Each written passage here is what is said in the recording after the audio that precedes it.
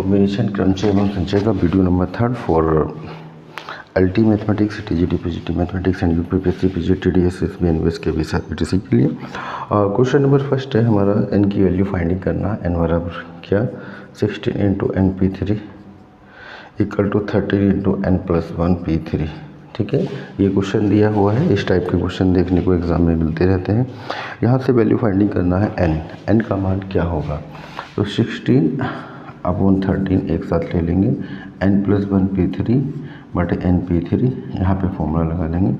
तो ये हो जाएगा 16 by 13 equal to factorial n plus 1 वही फैक्टोरियल एन प्लस 1 माइनस का 3 factorial N upon factorial N minus का 3, यानी 16 by 13 equal to factorial n plus 1 factorial N minus 2 upon factorial N minus का 3। यहाँ पे क्या लेते हैं, मल्टीप्लाइंग, यानी कि 16 बटे 13 factorial n plus 1 factorial N minus 3 factorial N minus 2 factorial n. तो 16 बटे 13 इक्वल टू यहाँ पे एन प्लस 1 बाहर निकालेंगे और ये हो जाएगा फैक्टोरियल एन। मतलब जैसे फैक्टोरियल एन है, एन इंटू एन माइनस 1 होता है, एक कम हो जाता है। ऐसे ही फैक्टोरियल एन प्लस 1 है तो n plus 1 n factorial n हो जाएगा, यानी एक उसमें से भी कम हो जाएगा। ऐसे ही इस प्रकार से फैक्टोरियल एन माइनस 3 है, एन माइनस 2 में से एन माइनस 2, तो यह एन माइनस 3 बचेगा। फैक्टोरियल एन से factorial n factorial N minus 3 से फैक्टोरियल एन माइनस 3 कैंसिल, यानी कि फैक्टोरियल वाला टर्म टोटल ही कैंसिल हो चुका है। अब बचा है general number. 16 into n minus 2 equal to 13 into n plus का 1, तो 16 एन माइनस का 16 दूनी 32 इक्वल टू 13 एन प्लस का 13, ये होगा 16 एन माइनस का 13 एन इक्वल टू 13 प्लस का 32, ये हो जाएगा 3 n equal to 45, n equal to 45 बटे 3 15 आ जाएगा। एन का मान कितना आ जाएगा 15। ठीक है ना, एन की क्वांटिटीज फाइंडिंग करना था, तो बहुत ही बढ़िया क्वेश्चन से। Next question, question number 2। Question number 2, ठीक है। अगला क्वेश्चन नंबर 2 है 13 into N P 4 equal to 17 into n minus 1 P 4, find the values of N.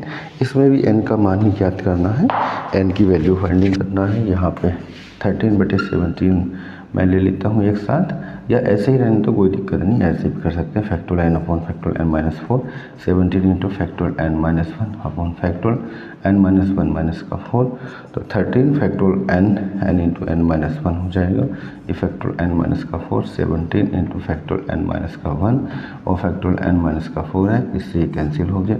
13 into N बटे फैक्टोरियल एन माइनस ये 5 हो जाएगा, और यहाँ से हम एन माइनस का 4 बाहर निकालेंगे तो फैक्टोरियल एन माइनस का 5 होगा। 17 तो फैक्टोरियल एन माइनस का 5, इससे ये कैंसिल हो जाएगा। तो 13 एन बटे एन माइनस का 4 इक्वल टू 17, तो 13 n equal to 17 n minus का 4, तो 13 n equal to 17 n minus का,